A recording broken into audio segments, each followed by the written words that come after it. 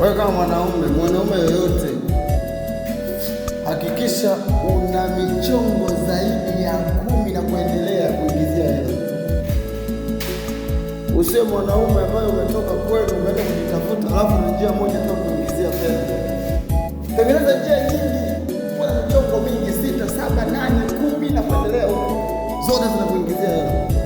Uone kama maisha uyaweza. Maisha yananyosha vizuri mno. Lakini kama una mchongo wa kuingizia hela, unategemea hapo hapo, kama ni mwagazeke unategemea kumwagazeke hapo hapo upate hela. Maisha yatakunyosha mpaka utaamini. Piga kazi, lakini hakikisha una michongo mingine na ingiza hela kila siku.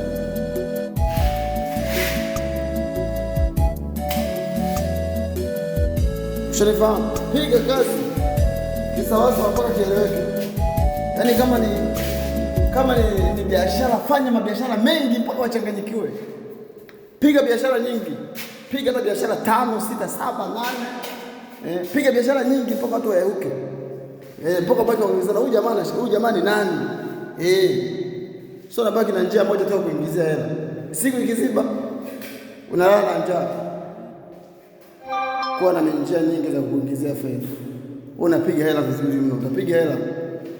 Sio na njia moja tu. Alafu usifocus sana na mapenzi. Usifocus sana na mapenzi, yatakupa ugonjwa wa moyo. Na wanawake wa siku hizi hawana huruma. Wanakunyoosha kisawasawa.